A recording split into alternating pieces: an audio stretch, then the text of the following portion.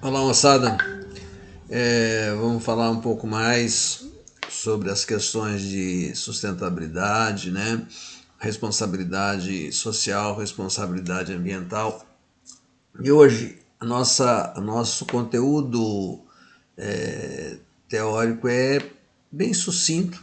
Nós vamos falar sobre um protocolo que houve e depois eu vou falar um pouco mais de uma experiência do Carrefour, tá? Mas primeiro vamos lá falar sobre esse. Deixa eu só achar ele aqui.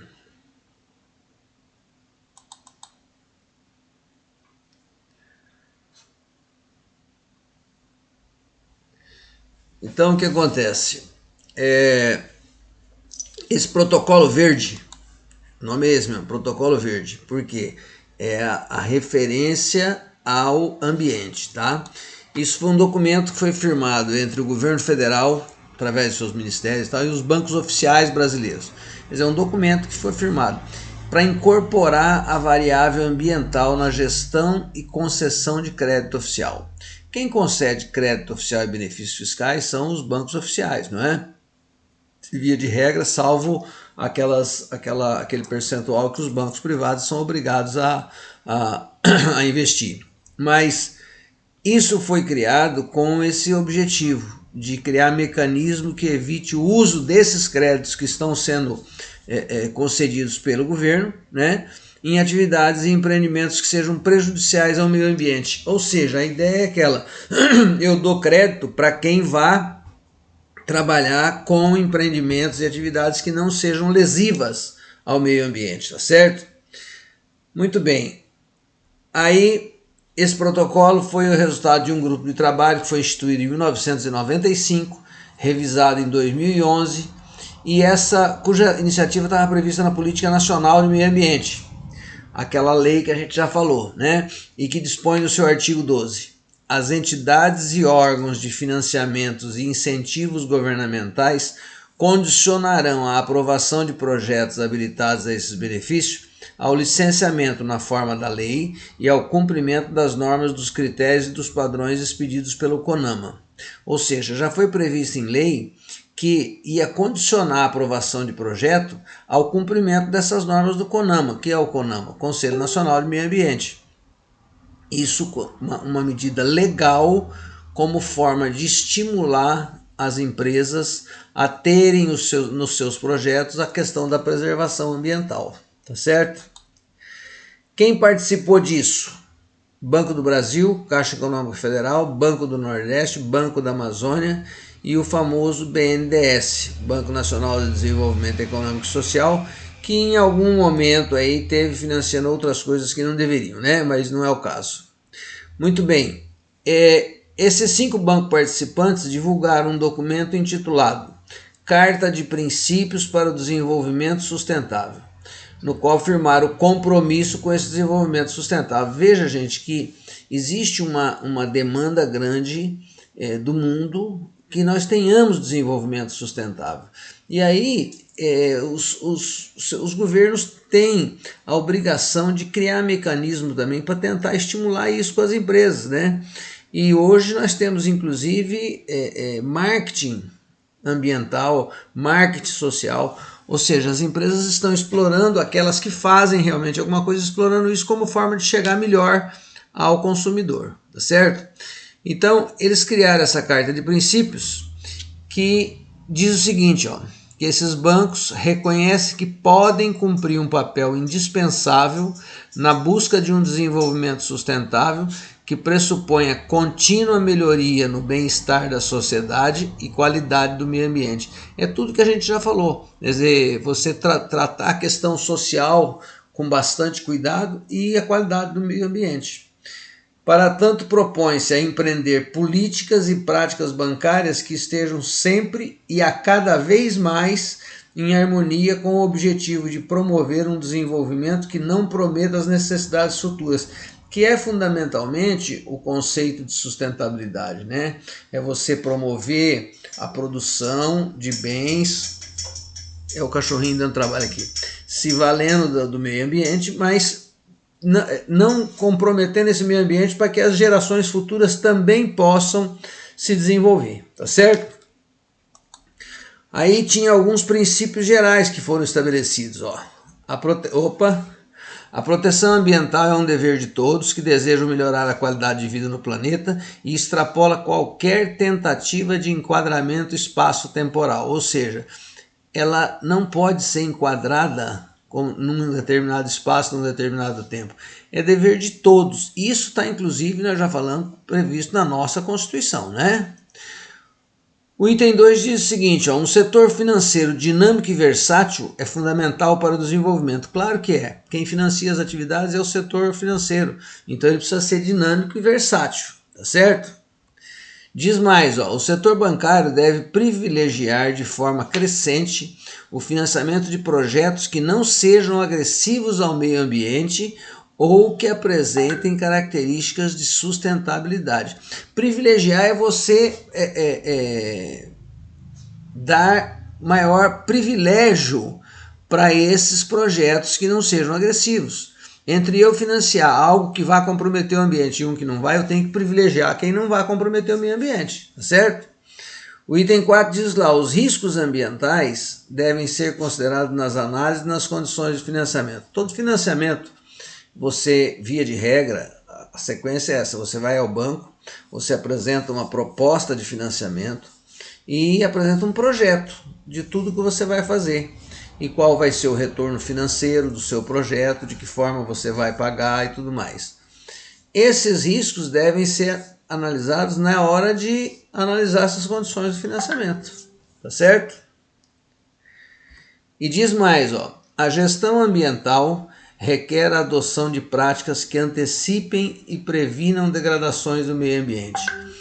Acho que nós já tivemos a oportunidade de falar que hoje a gente tem que se antecipar e não podemos mais permitir que se faça qualquer empreendimento que vá ter impacto ambiental sem ter uma questão de prevenção.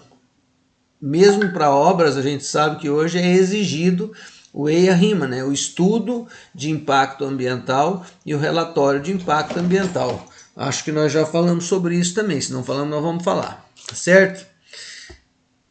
A participação dos clientes é imprescindível na condução da política ambiental dos bancos. É claro, precisa haver essa difusão de critérios e de conceitos de preservação e de política ambiental. Então é preciso que haja essa integração dos clientes com os bancos para que os clientes possam participar propondo projetos que tenham conotação de preservação ambiental também. Tá certo? Diz mais ainda, ó. Diz que as leis e regulamentações ambientais devem ser aplicadas e exigidas, cabendo aos bancos participar de sua divulgação. Ou seja, nós temos aí um sem número de legislação ambiental, de regulamentação, e cabe aos bancos participar da divulgação dessas leis para os seus clientes que farão uso desses recursos, né? E o item 8º diz o seguinte, a execução da política ambiental nos bancos requer a criação e treinamento de equipes específicas dentro dos seus quadros. Como é que eu posso estabelecer uma política de preservação dentro de um banco se eu não tiver o pessoal treinado? Equipe treinada para isso, para falar a mesma língua, não é? Agora, é claro que todas essas determinações foram feitas. Agora, estão sendo rigorosamente cumpridas? Não sei.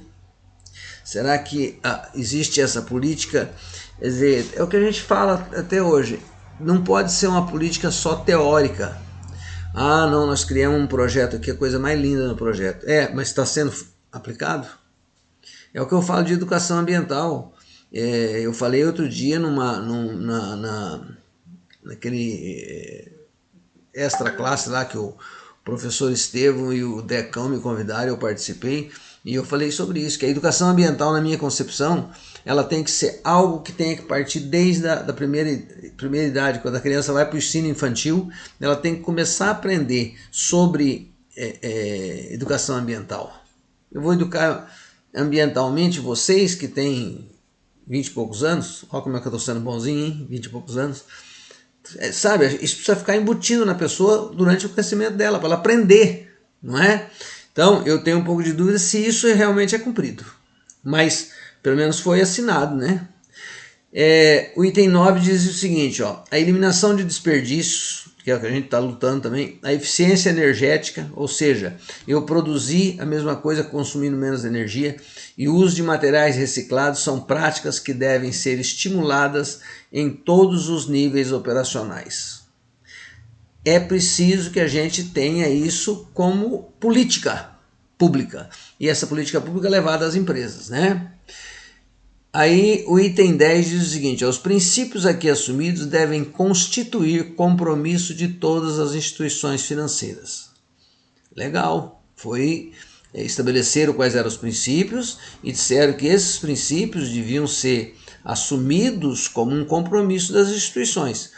Eu tenho algumas dúvidas se realmente as empresas fizeram isso tudo, né? Se elas criaram essas equipes específicas, se elas estão adotando prática que antecipe degradação, se estão fazendo a participação dos clientes. Eu tenho um pouco de dúvida, mas a gente espera que isso também é mudança de cultura, e mudança de cultura é gradativo. Não adianta, é o que eu digo para vocês, se eu não tiver, conscientizado daquilo que eu tenho que fazer, como é que eu vou levar isso para uma empresa? Eu tenho que estar consciente, aí eu levo isso na empresa onde eu atuo. É a mesma coisa nos bancos, se a direção dos bancos, os diretores, toda a sua cúpula administrativa não tiver empenhado nisso, como é que eu levo isso para dentro da empresa? Não é? Muito bem.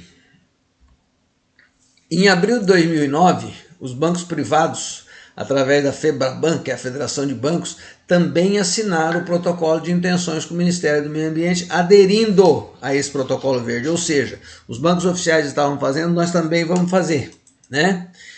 E o protocolo previu o seguinte, ó, que linhas de financiamento só serão liberadas para empresas empenhadas em desenvolver políticas socioambientais. Será que isso está se concretizando? Já é bom que a gente tenha uma fundamentação teórica, mas é preciso que a gente passe a ter uma adesão prática a isso, tá? Empresas e empreendimentos que dependem de financiamento bancário para suas atividades econômicas terão, a partir daquela data em que foi firmado, que comprovar que estão empenhadas em desenvolver políticas socioambientais, ou seja, respeito aos direitos humanos e trabalhista, preservação da biodiversidade, valorização da diversidade das culturas locais, redução da pobreza e da desigualdade na distribuição de renda. É preciso que as empresas estejam empenhadas com esses valores para que elas possam ser beneficiárias desses financiamentos, dos empreendimentos que sejam financiados. Eu pergunto para vocês estão vendo isso na prática? Vocês estão vendo isso como uma redução de resíduo, por exemplo, ou como respeito a direitos humanos e trabalhistas? Será? Bom, o que a gente espera, gente, é que, não, como eu disse, não basta que a gente tenha só uma legislação, que a gente tenha um protocolo de intenções, é preciso que as pessoas estejam dispostas a mudar. Por isso que eu falo, se eu não começar a fazer redução de consumo de energia, redução de consumo de água no meu espaço, como é que eu espero que a empresa onde eu esteja vá fazer? Não vai fazer, não é? Então eu preciso ter isso embutido em mim para que eu possa levar isso para a empresa onde eu trabalho, tá certo? Bem, eu queria passar para vocês essa questão do protocolo verde, e aí eu estava lendo um material que foi publicado na Folha de São Paulo, do Carrefour. E o Carrefour, ele publica, eu vou passar o link para vocês, até porque eu quero que vocês leiam, ele publica lá numa página ele diz que o compromisso ambiental, entre a visão dele ambiental é isso, ó, cuidar do meio ambiente é dever de todos. E aqui no Carrefour não poderia ser diferente. Isso é dever de todos mesmo, por isso que a gente não pode, tem que ficar atento, não achar que isso é só compromisso do poder público. Não, compromisso de todos. Vocês lembram que eu falei isso? Isso foi perguntado inclusive na prova. E isso está na Constituição, cabe ao poder público e à coletividade. O compromisso social deles diz o seguinte, ó, valorizar as pessoas é o nosso caminho para o impacto positivo na sociedade. Gente, hoje não se concebe mais que, mesmo isso no âmbito interno de uma empresa, o maior capital de uma empresa qualquer é o seu capital humano. Só que as empresas precisam entender que existe todo um capital humano no entorno, a sociedade como um todo é importante. Por isso que tem que valorizar todo esse impacto positivo também na sociedade. E eles ainda dizem que o seguinte, as cadeias dos produtos, que eles têm uma preocupação com a qualidade dos produtos desde o início da produção até a gôndola. Existem, não sei, eu já andei lendo, parece que no caso deles também, eles rastreiam algumas coisas de produção para ver se não estão sendo produzidos de forma que tenha qualquer comprometimento ambiental ou social, antes que isso chegue Eles tiveram inclusive uma questão da carne, eles andaram fazendo alguns questionamentos para quem fornecia carne para eles, por conta disso aí, de ter uma preocupação desde a cadeia, lá da condição de produção até chegar na gôndola. Bem, eu vou pôr no grupo de vocês 2 links para vocês acessarem. Um link fala dessa questão, já vai direto, e o outro link é direto do relatório. Esse relatório é o relatório deles de 2019, ele é curto, ele deve ter umas 300 páginas só, mas vou dar um prazo longo para vocês lerem, vocês vão ler durante a aula hoje, brincadeira. Eu vou querer que eu vou passar por escrito também, mas vocês vão ler só no relatório a questão da responsabilidade social, que são 10 páginas do relatório, e da ecoeficiência, que são mais 2 páginas, e fazer uma análise disso que eles estão colocando no relatório, o que é que vocês acham do que eles fazem e por que justificar, tá? Fazer esse documentozinho para nós. Tá? Depois qualquer dúvida vocês perguntam, tá bom assim? Eu passo o link. Um abraço.